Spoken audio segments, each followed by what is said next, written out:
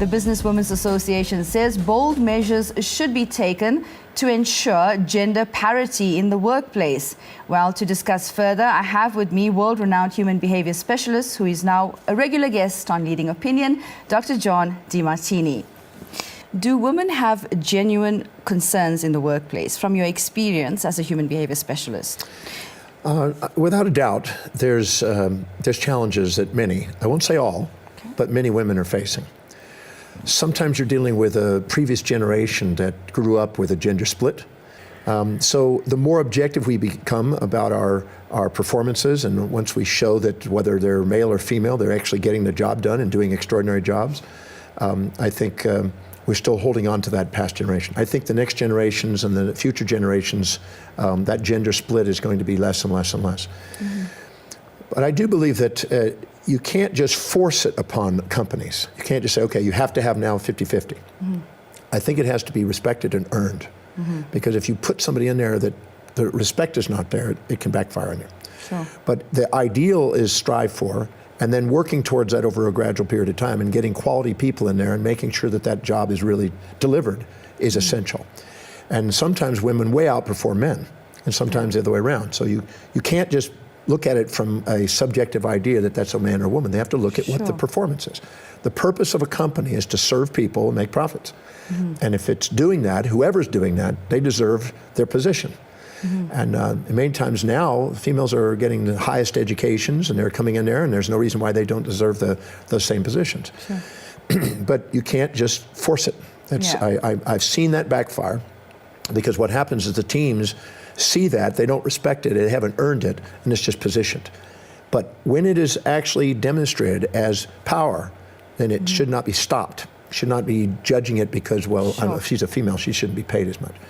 The reality is that if they perform the job, they deserve the job.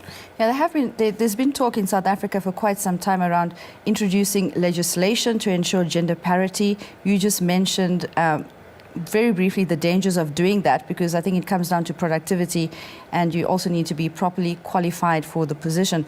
But if we have to look at South Africa's transition, we've always been having this debate whether it is racial parity or gender parity.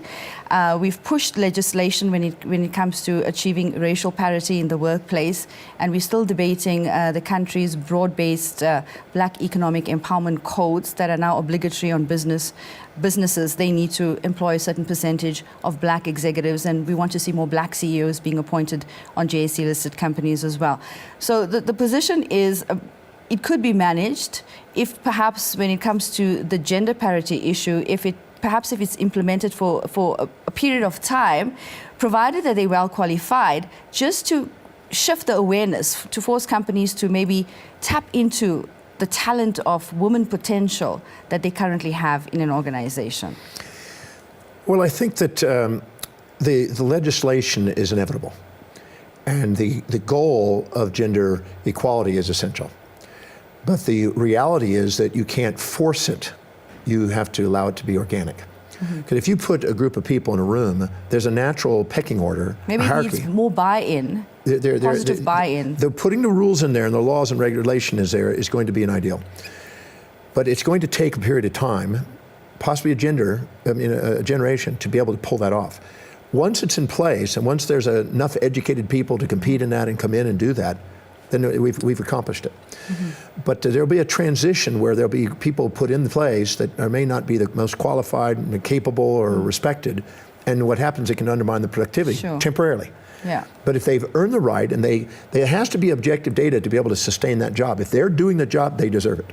Yeah. If they're not doing the job, they need to be able to pull from the ranks of other individuals of equal gender to be able to pull in that job. So it can't be just a job because there should be criteria in place. Criteria. So I think that's a minimal criteria that you base it on. You base it on the performance, the education, the skills, how people will respect. You can put somebody in there with all the skills and talent, but they don't have the respect from people because they don't know how to do people skills. I mean, we've seen that being abused as well in some companies, where it comes down to window dressing. Especially with regards to those BEE codes that I mentioned as well. So that is a very valid point. And that can actually backfire, because what it's done is then people are losing respect, and also people then feel like they're just put in a position, they're not really producing. people want to feel that they're producing. They want to make a difference. And you get them in the right position and put them in the right thing where their job descriptions match their values and they excel. And so it's not just gender and racial. It has to be also, selection has to be based on what their values are, what their skills and talents are, and put them in the right place. So it's also about women being bold enough and also pushing themselves forward in corporations. What advice can you offer to women wanting to climb the corporate ladder, to get noticed, to get that promotion that they want? Well, sometimes it is outward affected. Sometimes it's inward affected. And you have to discern whether it's your own stuff inside that's actually stopping you from moving forward. But I just worked with a woman, I think it was yesterday or the night before, that was in that position. She wants to move forward, and she said, what do I do? Because she felt that there was some pressure against her and holding it back. I said, make a document of everything that you have learned since the last positioning and the last income.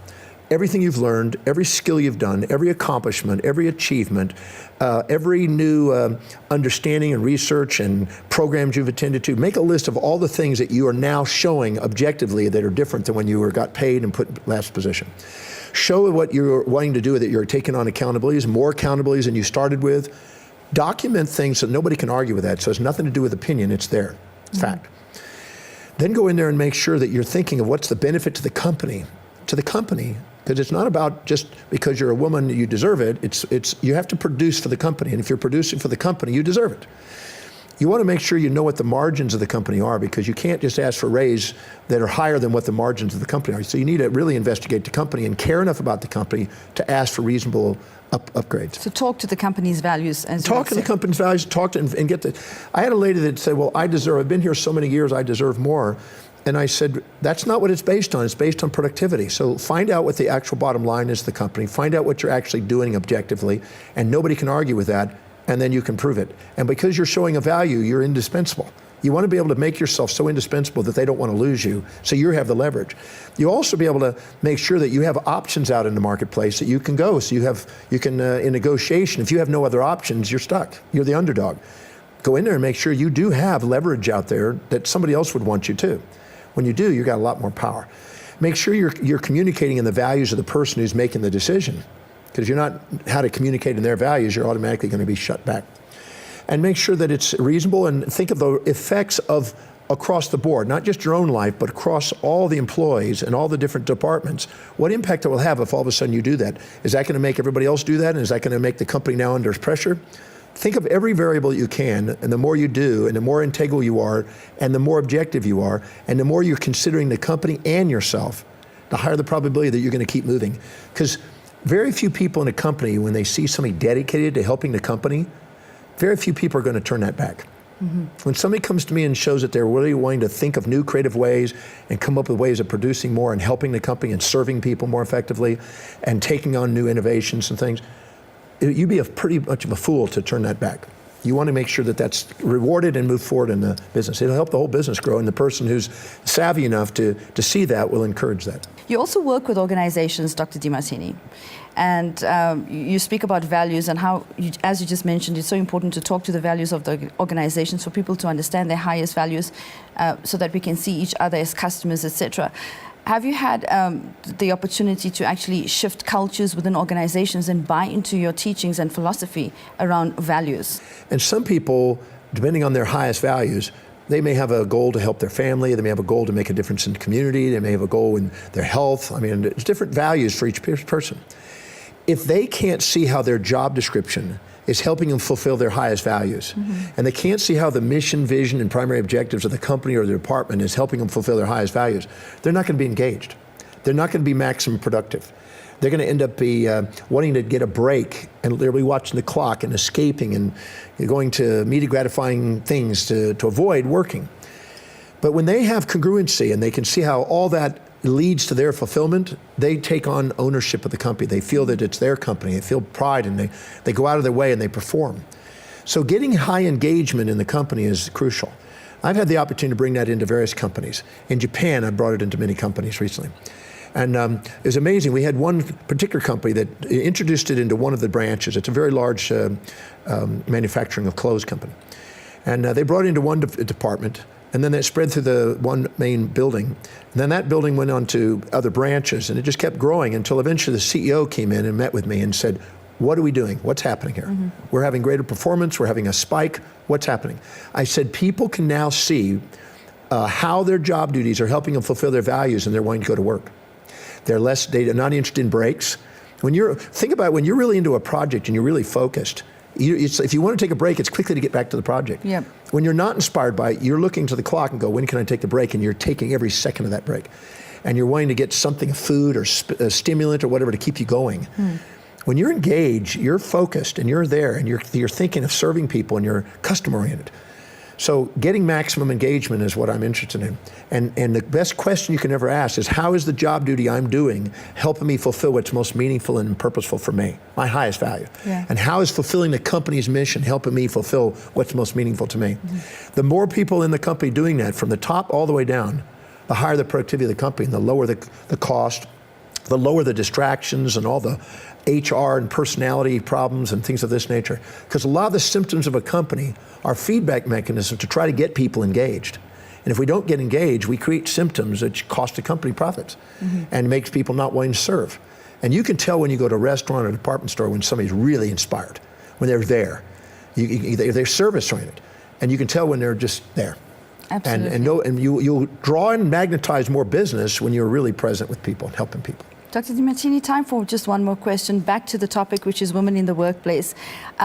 Women have unique qualities they bring to the workplace, and research has shown that it makes economic sense to hire more women in top positions as well. But my question to you is, from a male perspective, what can women learn from men when it comes to leadership? I have nothing to say. They say a man becomes a man when he comes to appreciate the intuitive qualities of a woman. A woman becomes a woman when she appreciates the qualities of the man. No, all companies, whether companies are realizing it or not, are striving for androgyny. It's looking for a gender balance. And the more it forces itself to try to be one or the other, nature brings it back and forces it back. So if you go to, I always say that you have two cycles in the market. When the market's really booming, they start putting a little bit more fat and a lot more socialism, you might say, and everybody kind of gets more opportunities, et cetera. Then when all of a sudden the market goes down, they trim all the fat. Yeah. And all of a sudden it goes masculine. So it goes back and forth. But a wise company won't allow itself to go too fast or too slow. It regulates and self-governs. Southwest Airlines was a great example of a person that didn't want it to grow too fast or too slow, but kept it moderated and brought a nice androgyny balance, male and female balance. Companies are striving for balance, and that is essential. So if you actually get that, you actually build the company more effectively. So it's not about just opinions about what we should do it because of racial or color. It's about, that's just what works. And we need to know that and realize that. It's been proven that we need both genders. Yeah. Thank you so much. Great chatting to you as always, Dr. Demartini. Thank you.